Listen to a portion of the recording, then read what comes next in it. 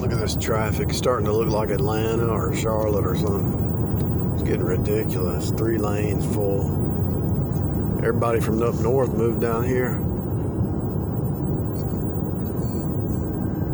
They move towards Southern hospitality, then they're going to try to ruin it. But I don't think they can. It's going to wear off on them.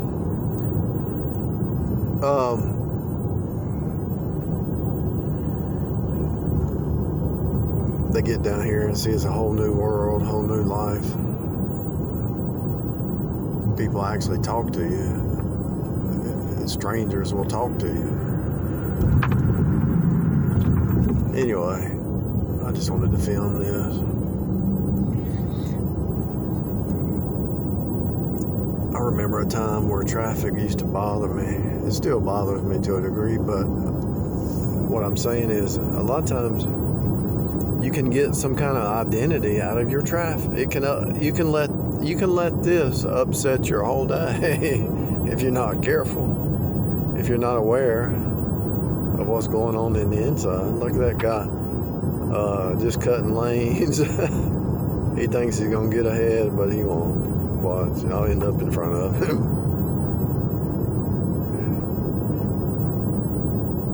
But so if you get your identity out of something down here, whether it's traffic, whether it's a house, a car, or image, outward show, clothes, boats, tools, whatever it is, your hairdo, your tennis shoes. A lot of people get their identity out of their tennis shoes. I'm not even joking. That's sad. That's sad. They get their identity out of their shoes. That's sad. So that guy, he's way back there. I'm about 5 cars ahead of him. It always backfires.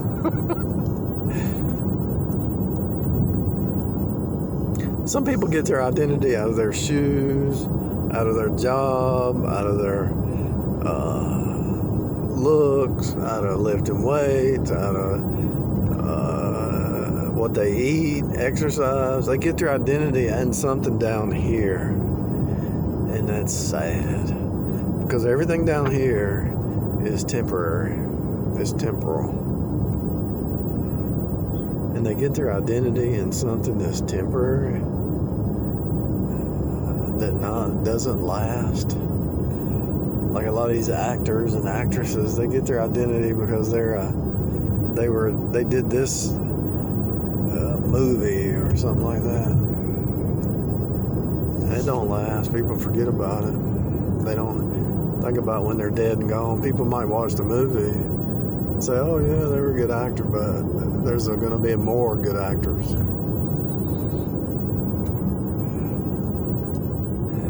If you get your identity out of the acting, out of anything in the temporal, it's pathetic. It's really just pathetic, really. Your house could burn down. Anything could happen.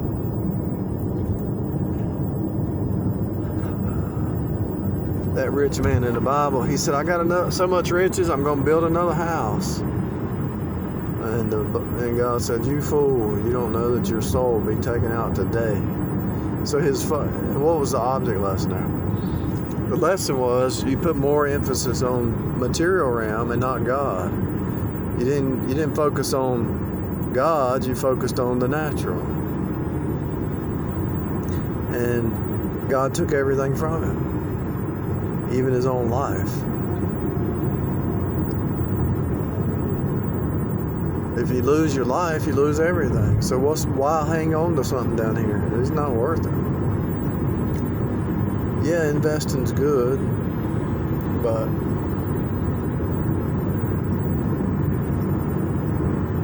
don't get your identity out of it, out of anything. Don't get your identity out of anything. People get their identity out of their teeth, out of their hair,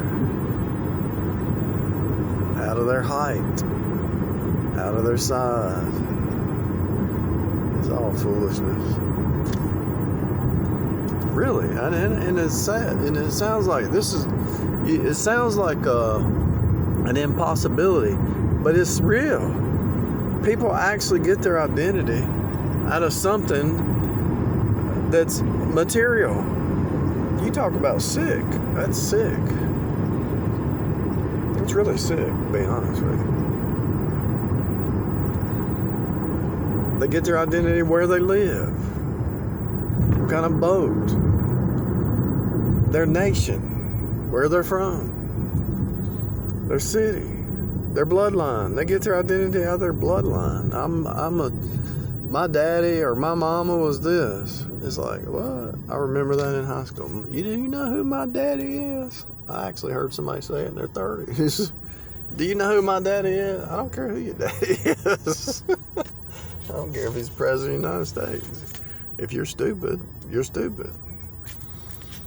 If you're ignorant, you're ignorant. If your daddy is such a good deal, what happened to you? You're supposed to follow after him. Do you know who my daddy is? People actually, I've heard people say that. That's like a child, an adult child, somebody who's been enabled and covered their whole life where they don't have to face reality. And it's sad. It's sad. Do you know who my daddy is? That really happened. Somebody in their 30s. That's sick. I'm telling you. That's really sick. That's really sick. I mean, I'll be honest with you. I could understand it as a child, or maybe even a teen. I don't know. Maybe a teenager would say it too. I don't know. But really, I've heard some crazy. And you'll get to a point where you've already heard it all, and nobody comes up with anything new, but they think they got something new, but they don't. They ain't got nothing new.